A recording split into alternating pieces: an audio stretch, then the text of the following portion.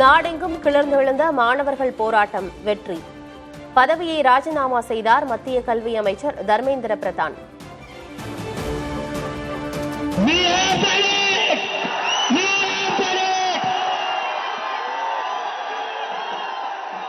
धर्मेंद्र प्रधान ने रिजाइन कर दिया। We have bloody Senate.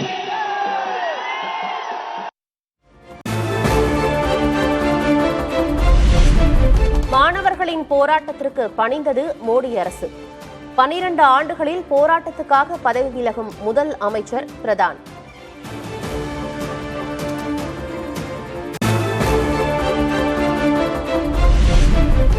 Jantar மந்தரில் நடைபெறும் போராட்டங்களை தேசவிரோத சக்திகள் சாதகமாக பயன்படுத்திக் கொள்ளக்கூடாது என்பதற்காகவே விலகல்.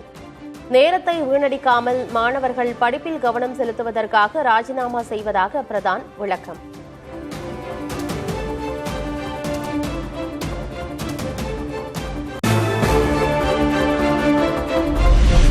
வினாத்தாள் கசிவுக்கு தொடக்கத்திலிருந்தே தாம் பொறுப்பேற்றுக் கொண்டதாக தர்மேந்திர பிரதான் விளக்கம். எந்தவொரு மாணவருக்கும் அநீதி இழைக்கப்படுவதை அனுமதிக்க மாட்டோம் என்றும் பதிவு.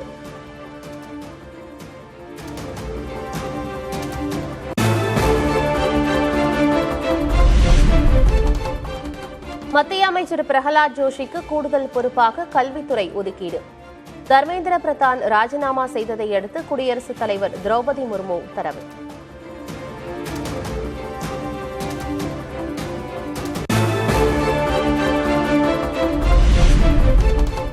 தனக்கு கொடுக்கப்பட்ட மிகப்பெரிய பொறுப்பை முழு அர்ப்பணிப்பு, பணிவு மற்றும் நேர்மையுடன் பணியாற்றுவேன்.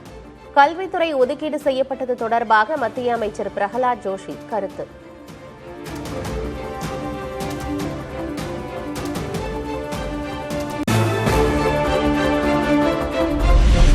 தர்மேந்திர பிரதான் ராஜினாமாவை அடுத்து ஜந்தர் மந்தரில் கொண்டாட்டம். வெற்றி முழக்கமிட்ட போராட்டக்காரர்கள்.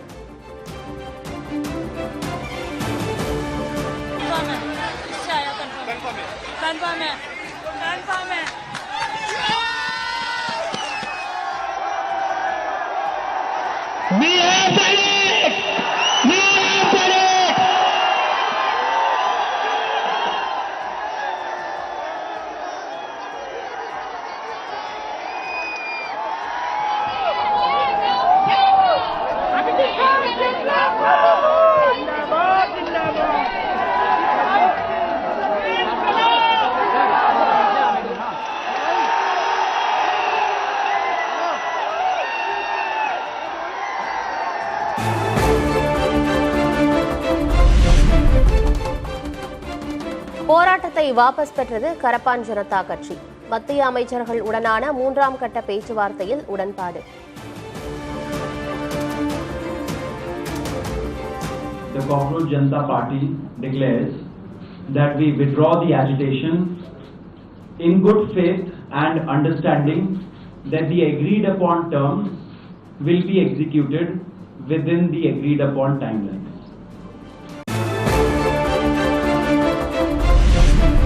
கரப்பான் ஜனதா கட்சி முன்வைத்த கோரிக்கைகளை ஏற்றது மத்திய அரசு. நீட்டால் இறந்த மாணவர்களுக்கு 1 கோடி ரூபாய் இழப்பீடு, மாணவர்கள் மீதான வழக்குகள் ரத்து செய்யப்படும் என்றும் உறுதி.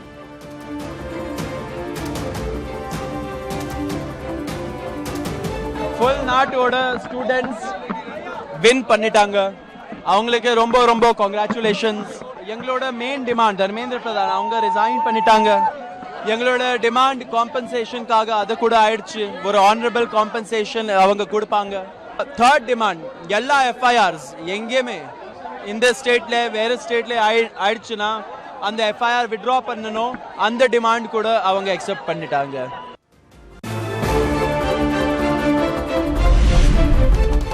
டெல்லி ஜந்தர் மந்தரிலிருந்து கலைந்து செல்லும் மாணவர்கள் போராட்ட முடிவுக்கு வந்ததை அடுத்து வீடு திரும்புகின்றனர்.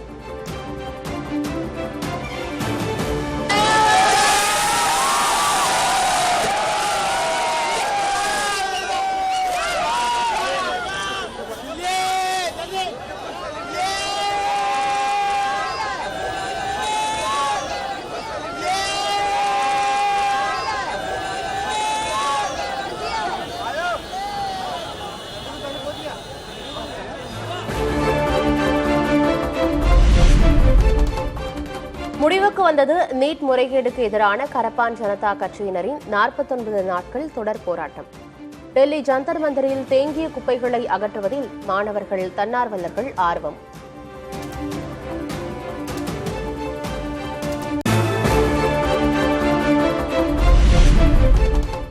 போராட்டத்தை சீர்குலைக்க தொடக்கத்திலிருந்தே சிலர் முயற்சி. எதற்கும் இடம் கொடுக்காமல் அறவழியில் போராடியதாக கரப்பான் ஜனதா கட்சியின் செய்தி தொடர்பாளர் சௌரவ் தாஸ் பெருமிதம்.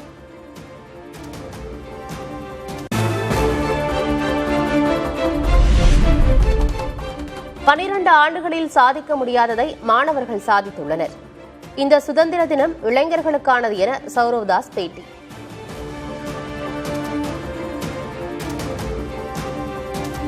It is a big win for India, a big win for the youth of this country, and we have restored democracy today. So on August 15th this year, when we celebrate Independence Day, it will truly be about the youth, because we have managed what we haven't been able to manage in the last 12 years.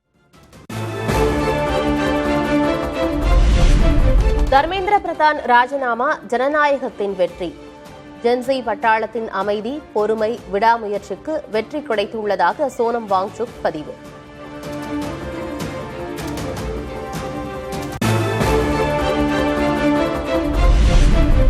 அமைதி வழி போராட்டங்கள் அச்சுறுத்தலின்றி அனுமதிக்கப்பட வேண்டும். டெல்லி மாணவர்கள் போராட்டத்தை சுட்டிக்காட்டி ஐநா பொதுச் செயலர் குட்டரஸ் கருத்து.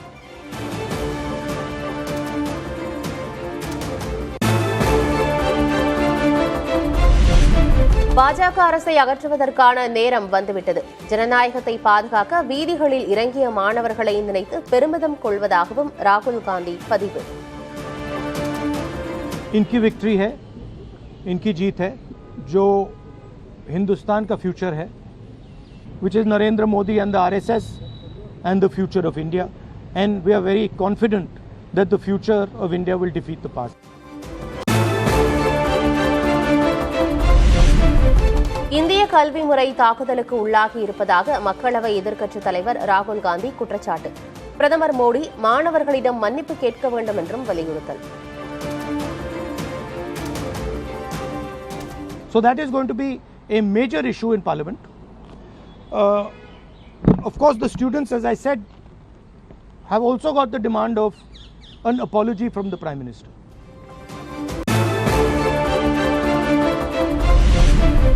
தர்மேந்திர பிரதானின் கல்வி சீர்திருத்தங்கள் இந்திய இளைஞர்களை வலுப்படுத்தின.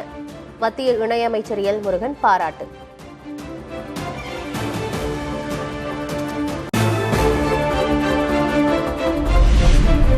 வேளாண் சட்டங்களைப் போன்று நீட் தேர்வும் ரத்து செய்யப்பட வேண்டும்.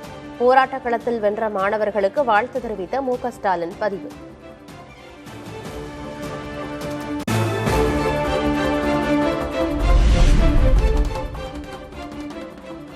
இன்றைய தலைமுறையினர் கேள்வி கேட்கிறார்கள், நாம் அணுகுமுறையை மாற்ற வேண்டும். டெல்லியில் நடைபெற்ற நிகழ்ச்சியில் RSS தலைவர் மோகன் பகவத் பேச்சு.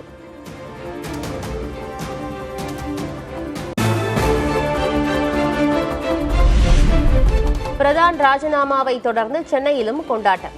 ஆட்டம் பாட்டத்துடன் மாணவர்கள், இளைஞர்கள் உற்சாகம்.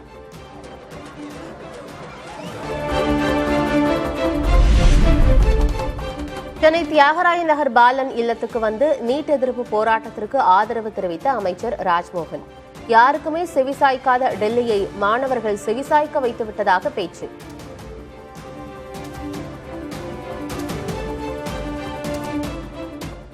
உங்கள் ஒற்றுமை வளரட்டும், உங்கள் போராட்டம் தொடரட்டும். யாருக்குமே செவிசாய்க்காத டெல்லியவே நீங்கள் செவிசாய்க்க வைத்திருக்கிறீர்கள். உங்களை தலைவணங்குகிறேன், உங்களை தலைவணங்குகிறேன்.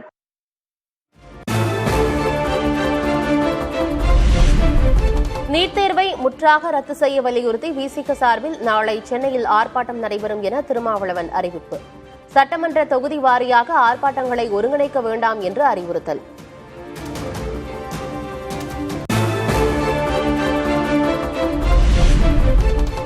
பொதுத் தேர்வுகள் முறைகேடு தடுப்பு திருத்த மசோதா நாடாளுமன்றத்தில் நாளை தாக்கல். வினாத்தாள் கசிவு வழக்குகளை விசாரித்து தண்டனை வழங்க சிறப்பு விரைவு நீதிமன்றங்கள் அமைக்கப்படும் என எதிர்பார்ப்பு.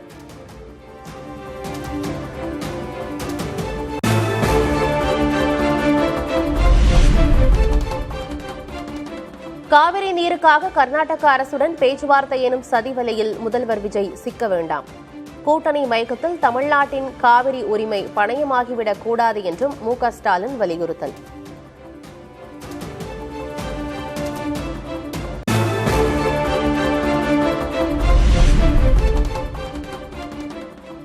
காவிரி மற்றும் மேகதாது பிரச்சினையில் அனைத்துக் கட்சி கூட்டத்தை கூட்ட வேண்டும். தவேக காங்கிரஸ் கூட்டணி அரசை வலியுறுத்தி அதிமுக பொதுச் செயலர் எடப்பாடி கே. பழனிசாமி அறிக்கை.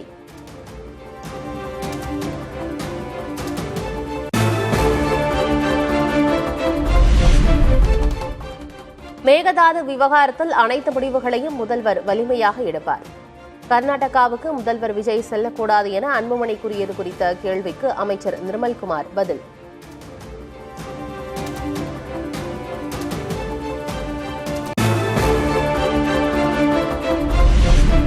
மேகதாது அணை விவகாரத்தில் தமிழகத்தை கண்டித்து கன்னட அமைப்புகள் போராட்டம் எதிரொலி. கர்நாடகாவுக்கு தமிழக அரசு பேருந்துகள் மறு உத்தரவு வரும் வரை இயக்கக்கூடாது என கிருஷ்ணகிரி காவல்துறை அறிவுறுத்தல்.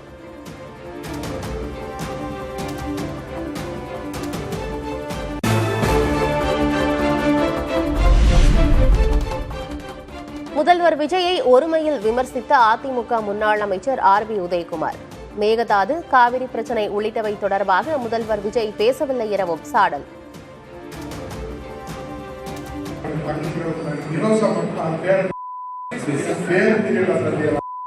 அவங்க மட்டும்தான் பார்க்கணும். 12 மணிக்கு யாராவது கேக் வெட்ட முடியுமா முதலமைச்சரோட? என் தங்கச்சி மட்டும்தான் கேக் வெட்டினேன். அப்படிப்பட்ட தங்கச்சி நான் வச்சிருக்கேன். துணை முதலமைச்சர் பதவி அழைப்பு வந்தாலும் நீங்க ஆச்சரியப்படக்கூடாது. ஏன்னா நான் அப்படிதான் சொன்னேன், ஜனநாயக படத்துக்கு அரசு விடுமுறை விட்டாலும் விடுவாங்கன்னு சொன்னேன். எல்லாரும் உதயகுமார் சும்மா இருக்க மாட்டாங்க. முதலமைச்சர் இருந்து அமைச்சர்கள் இருந்து எம்எல்ஏ இருந்து எல்லாரும் போயிட்டாங்க.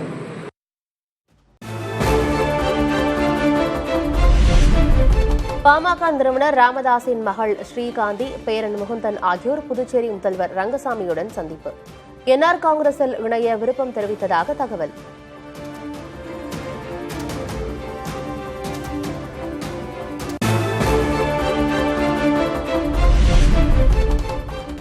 சென்னையில் மு.க. அழகிரியின் மகள் கயல்விழி மீது வழக்கு பதிவு. வங்கி மேலாளரை தாக்கிய புகாரில் காவல்துறை நடவடிக்கை.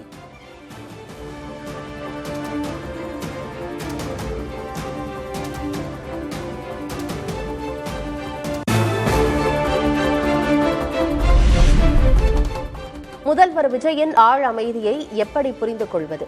ஜனநாயகன் இயக்குநர் வினோத் புதிய தலைமுறை ஆசிரியர் சமசுக்கு பிரத்யேக பேட்டி.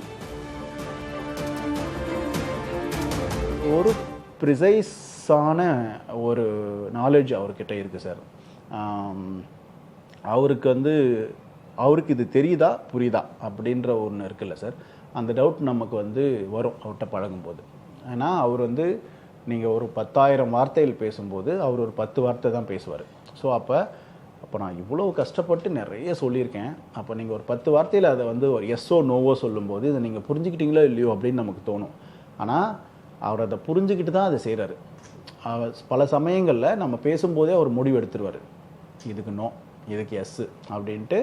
அதை நம்மளை நம்ம எவ்வளோ தூரம் நீ என்னை கன்வின்ஸ் பண்ண முடிஞ்சால் பார்க்கலான்ற மாதிரி நீங்கள் அவளை பேச விட்டு அதுக்கப்புறம் அந்த முடிவு எடுப்பார்.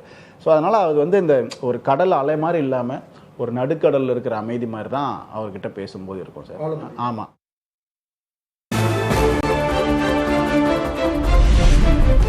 ஜனநாயகன் படத்தில் எம்ஜிஆர் கொண்டுவரப்பட்ட பின்னணி என்ன? புதிய தலைமுறை பேட்டியில் விவரிக்கிறார் வினோத். விஜய் சாருக்கும் எம்ஜிஆர் பிடிக்கும்.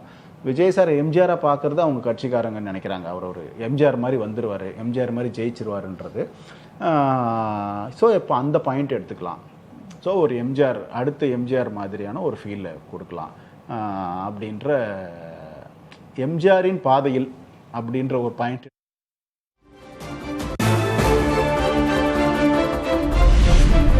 அணிக்கு சுதந்திரம் கொடுப்பதால் தான் இவ்வளவு உயரம் செல்கிறார்கள்.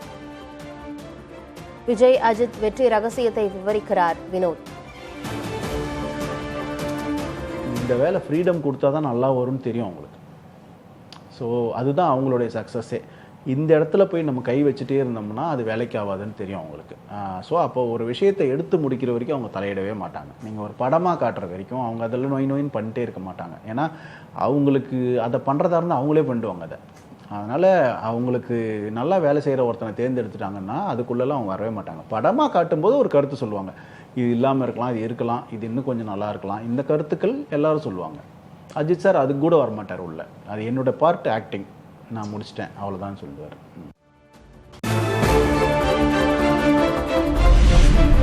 முதல்வர் விஜய்க்கு இரு முகங்கள் உண்டு.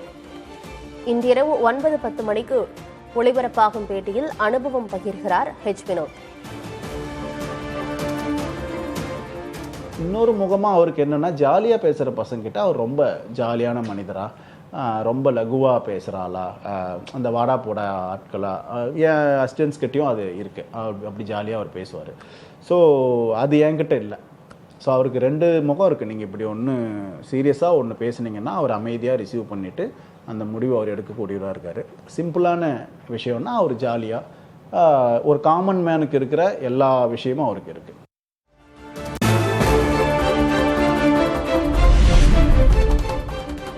சரத்குமார் ஒரு சாதிக்கானவர் இல்லை, சாதிக்கு துடிக்கும் ஒவ்வொரு இளைஞருக்குமானவர். நெல்லையில் நாம் தமிழர் கட்சியின் தலைமை ஒருங்கிணைப்பாளர் சீமான் பேச்சு.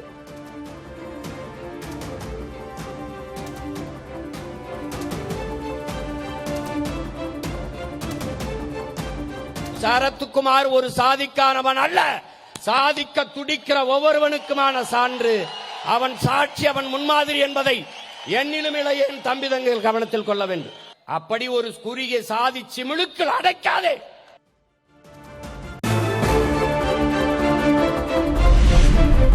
ONGC சமுத்ரா மந்தன் திட்டத்தின் கீழ் மகாநதி வடிநிலத்தில் முதல் ஆழ்கடல் கிணறு தோண்டும் பணி தொடங்கியது. மத்திய பெட்ரோலியம் மற்றும் இயற்கை எரிவாயு துறை அமைச்சர் ஹர்தீப் சிங் பூரி தொடக்கி வைத்தார்.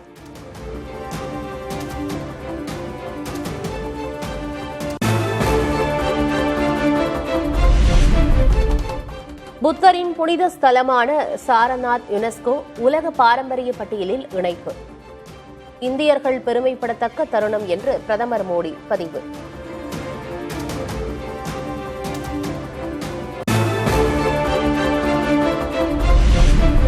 அகமதாபாத் விமான நிலையத்தில் மழைநீர் தேங்கியதாக சமூக வலைதளங்களில் பரவி வரும் வைரல் வீடியோ. 1 மணி நேரத்தில் மழைநீர் அகற்றப்பட்டதாகவும் விமான செயல்பாடுகள் பாதிக்கப்படவில்லை என்றும் அதிகாரிகள் விளக்கம்.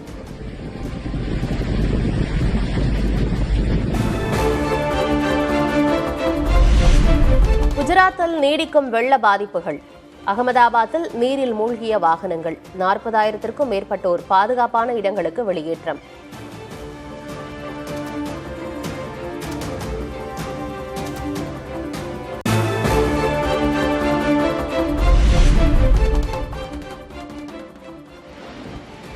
இமாச்சலின் சம்பா மாவட்டத்தில் கனமழை காரணமாக பயங்கர நிலச்சரிவு.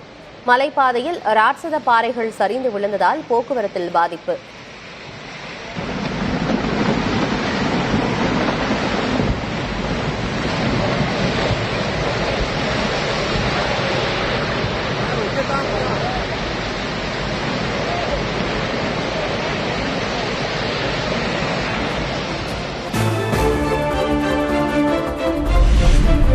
காஷ்மீர் மாநிலத்தில் தொடரும் கனமழை.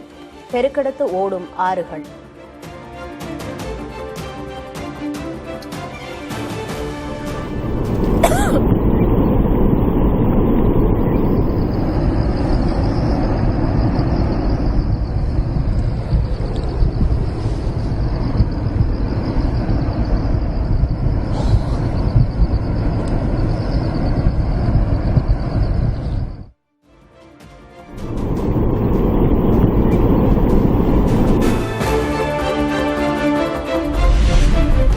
சிரியாவில் 2 பேருந்துகள் ஒன்றுடன் ஒன்று மோதி கொடூர விபத்து.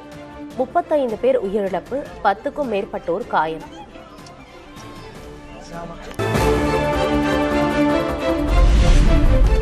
இந்தியாவில் உடல் பருமன் மிகுந்த சிறுவர்களின் எண்ணிக்கை 4 கோடியை கடந்ததாக இந்திய மருத்துவ ஆராய்ச்சி கவுன்சில் தகவல். உடல் பருமன் பிரச்சினையை கட்டுப்படுத்த நடவடிக்கைகளை எடுக்க அரசுக்கு வலியுறுத்தல்.